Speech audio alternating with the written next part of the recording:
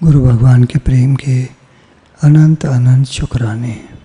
अब तीसरा अध्याय शुरू होता है। अब अर्जुन को तो मुक्त होना नहीं है, तो भगवान से प्रश्न पे प्रश्न करे जा रहा है कि भगवान आपने अभी ज्ञान की बात करी दूसरे अध्याय में, तो अगर कर्म की अपेक्षा आपको ज्ञान श्रेष्ठ मान्य है तो फिर मुझे भयंकर कर्म में क्यों लगाते? मतलब अट भी मेरी पट भी मेरी।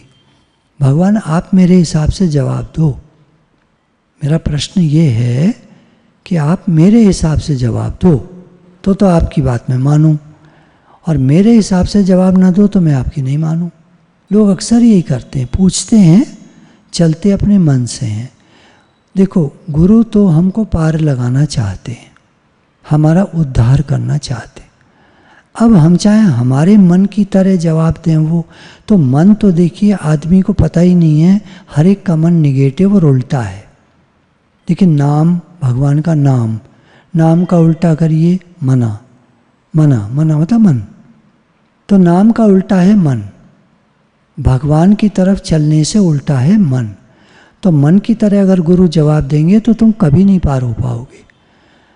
गुरु तो हमारे मन से उल्टा चलते हैं, उल्टा नहीं चलते हैं, वो सीधा चलते हैं। हमको लगता है ये उल्टा चल रहे हैं, ये हमको लगता है, क्योंकि हमारा मन उल्टी बात करता है, वो फंसाने की बात करता है संसार में। गुरुजी ज्ञान की बात बताएंगे, भगवान की बात बताएंगे, लोग आके अपना अनुभव बताने लगेंगे तो संसारी अनुभव बताने लगेंगे, किसी के गुण दोष बताने लगेंगे, दुख भरी दास्तान, बीमारी, तकलीफ बताने लगेंगे।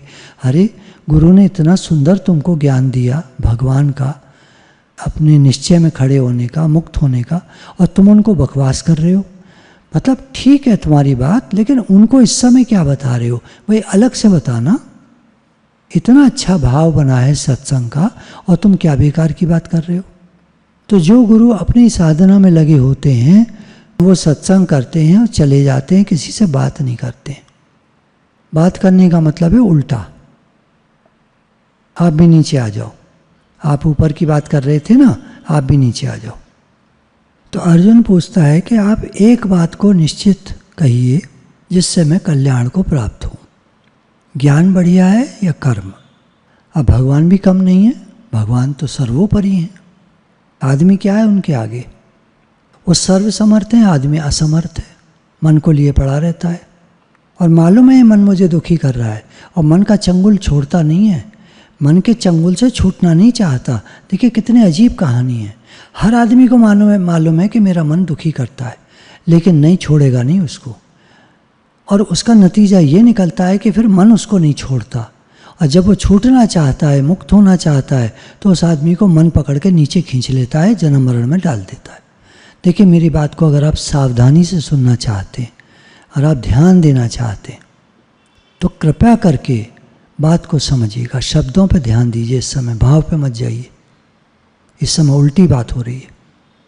बात ये है कि आप मन के चक्कर में पड़ोगे तो ये आपको डुबो देगा।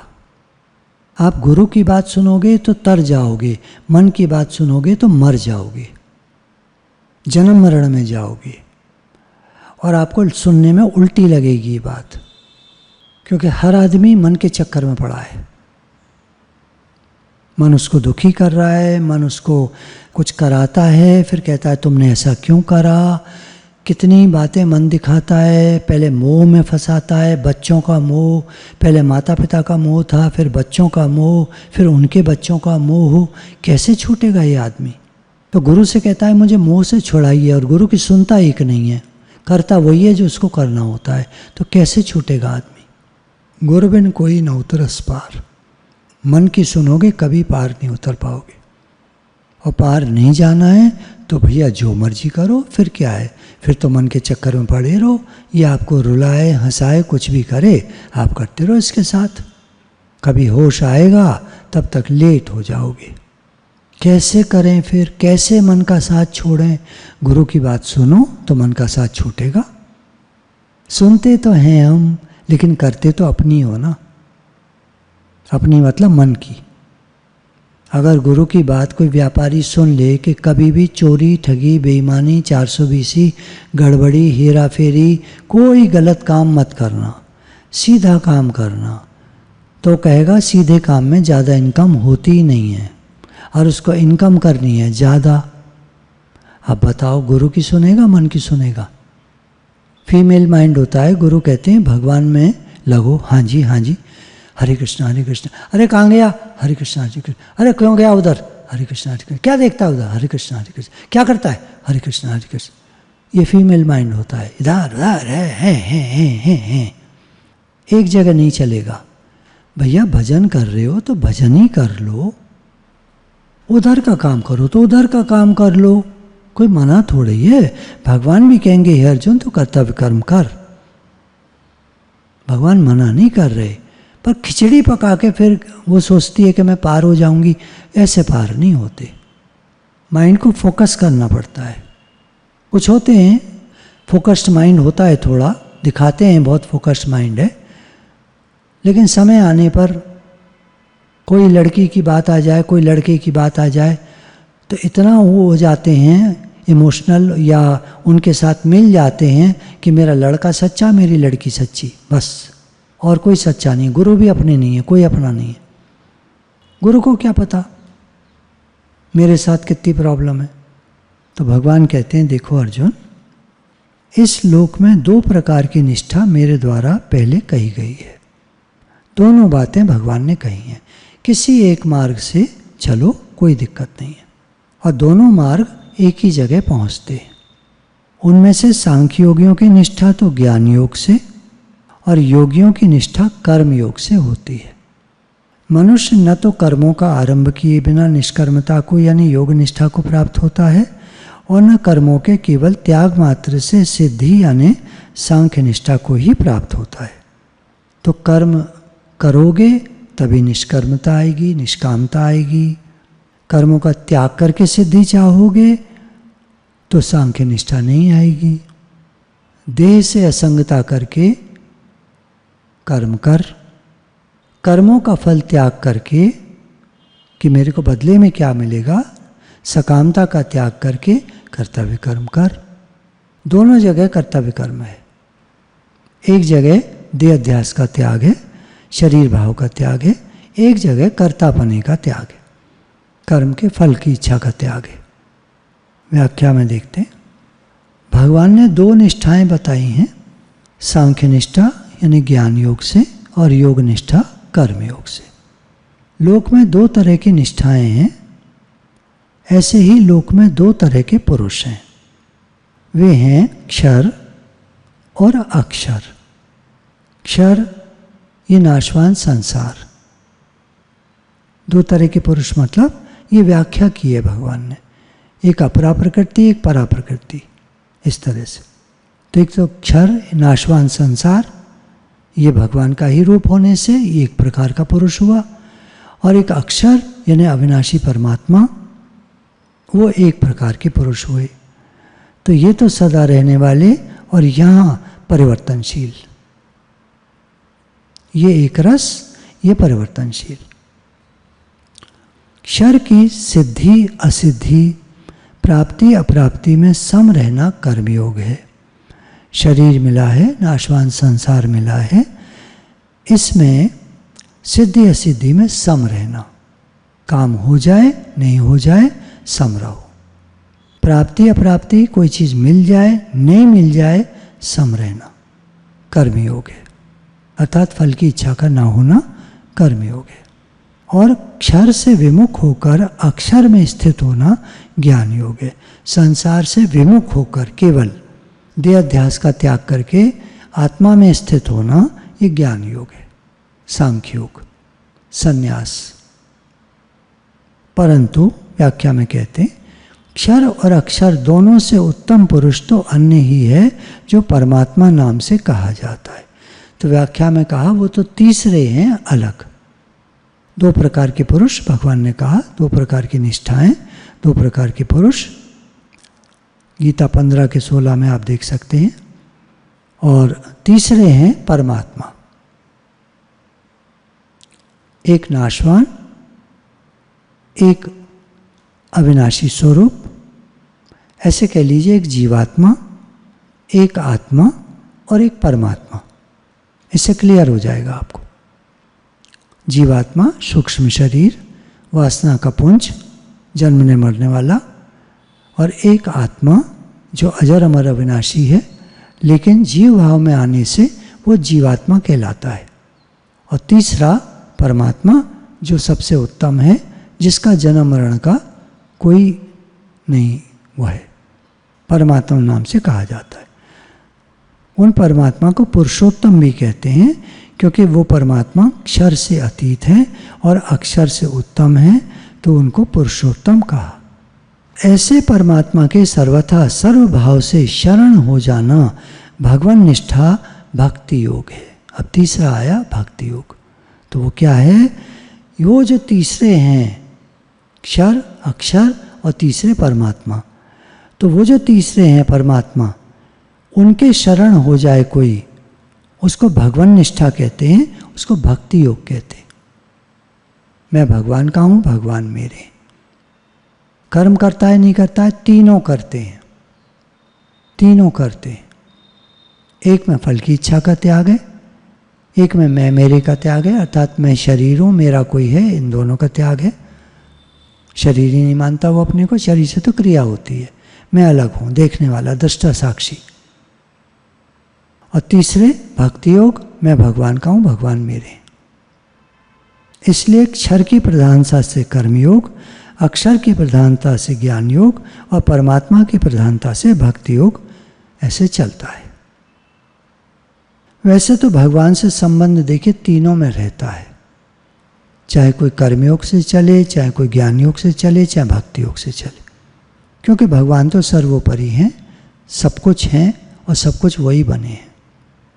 तो साधक श्रद्धा विश्वास पूर्वक भगवान को मानकर अपने आप को भगवान के समर्पित कर देता है। इसलिए सांख्य निष्ठा और योग निष्ठा में तो जानना विवेक मुख्य है और भगवान निष्ठा में मानना मुख्य है। सांख्य निष्ठा और योग निष्ठा, ज्ञान योग और कर्म योग में तो जानना मुख्य होता है, जानो। और भगवान निष्ठा में मानना मुख्य होता है, भगवान को मानो। मैं भगवान का हूँ, भगवान मेरे हैं। इसमें जानने का कुछ नहीं है, ये तो मानने की बात है। जानोगे क्या भगवान को? वो तो निराकार है, दिखते ही नहीं, कैसे जानोगे? भक्तों को दिखते हैं, तो जब दिखते हैं तब दिखते हैं, उसके बाद गायब, तुम्हें दिखा नहीं सकते वो। एक आती थी माता जी, उनको भगवान कृष्ण छोटे रूप में उनके घर में खेला करते थे। जब समाधि में चली जाती थी ध्यान में, तो बताया करती थी बाद में उठकर। हम कहते थे हमें भी दिखा दो माता जी। हम उन्हें छुआ करते थे कि ये बैठी हैं ध्यान में, कुछ देख रही हैं, हमको भी कुछ दिखाई दे जाए। हमको कुछ दिखता ही नहीं था। तो ये तो मानने की बात है, इसमें जानना कुछ नहीं होता भक्ति में। मैं भगवान को जानूं नहीं, मानो। अब एक बात है, जानना और मानना दोनों में कोई फर्क नहीं है। वैसे तो फर्क है, लेकिन नहीं भी है। क्या? उदाहरण लेते हैं, ये माँ है, मेरी माँ मान लीजिए। अब मैं जानता हूँ ये मेरी माँ है और मैं मानता हूँ मेरी माँ है। मानता क्यों हूँ? मानना इसलिए कहना पड़ेगा कि मैंने तो नहीं देखा जन्म होता हुआ अपना इनसे, पता नहीं मैं किसी और माँ से जन्मा हूँ और इनकी गोदी में दे दिया गया। अब इनको भी नहीं मालूम है मेरा बच्चा है कि नहीं। अस्पताल में था, कोई बच्चा बदल गया मान लीजिए, कैसे करें? कैसे पता चले कि यही मेरा बच्चा है? तो मानना पड़ा, मानना हो गया ये मेरी माँ है, मान लिया। जानना कैसे है? अब जिनका घर में जन्म होता है, दाई आती है, जन्म करवा के चली जाती है, तो पूरा पक्का पता है इन्हीं का बेटा है, ये जानना हो गया। तो जानना और मानना में कोई विशेष फर्क नहीं है, पर है भी। ये मेरी माँ है, इसमें कोई विचार की जरूरत नहीं है, ये माँ है तो है। तो माने हुए में कोई संदेह नहीं होता। अब ज्ञान योग के विषय में, प्रकृति से उत्पन्न संपूर्ण गुण ही गुणों में बरत रहे हैं, संपूर्ण क्रियाएं गुणों में, इंद्रियों में हो रही हैं और मेरा इनसे कुछ भी संबंध नहीं है, ऐसा समझकर समस्त क्रियाओं में कर्तापन के अभिमान का सर्वथा त्याग कर देना ज्ञान योग है। प्रकृति से उत्पन्न संपूर्ण गुण ही गुणों में बरत रहे हैं। संपूर्ण क्रियाएं गुणों में, इंद्रियों में हो रही हैं। इंद्रिया से, हमारी इंद्रियों से जैसे हाथ काम करते हैं। मैं हाथ नहीं हूँ। किसी आदमी का जब हाथ कट जाता है तो वही नहीं कहता मैं कट गया, वो कहता है मेरा हाथ कट गया। इसका मतलब मैं हाथ नहीं हूँ, मेरे हाथ। इसका मतलब मैं इनसे परे हूँ, अलग हूँ।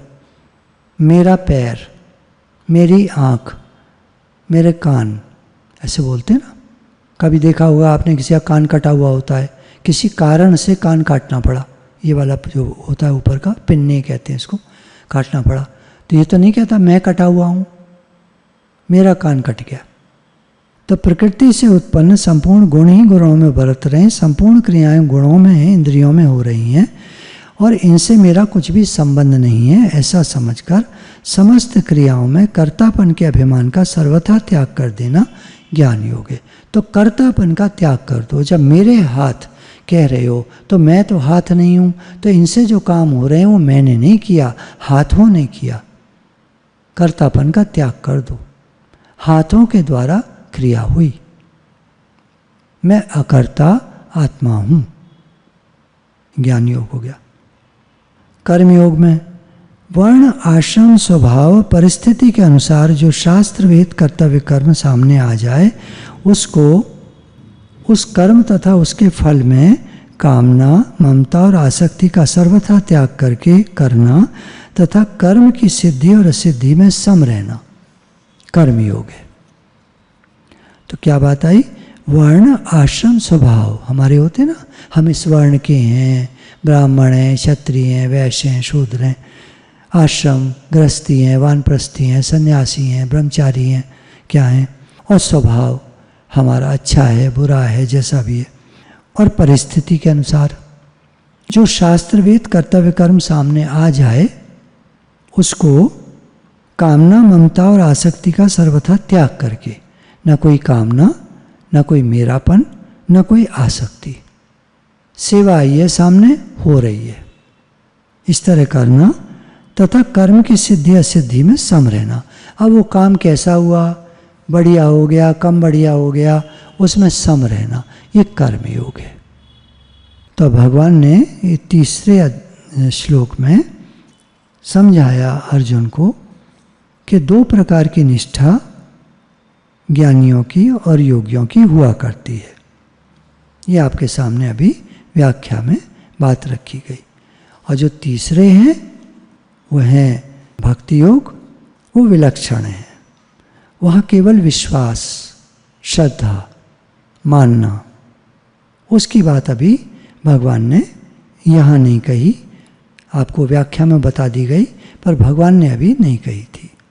भगवान ने दो प्रकार की निष्ठा बताई है, एक ज्ञान योग से और एक कर्म योग से। गुरु भगवान के प्रेम के अनंत अनंत शुक्राने हैं।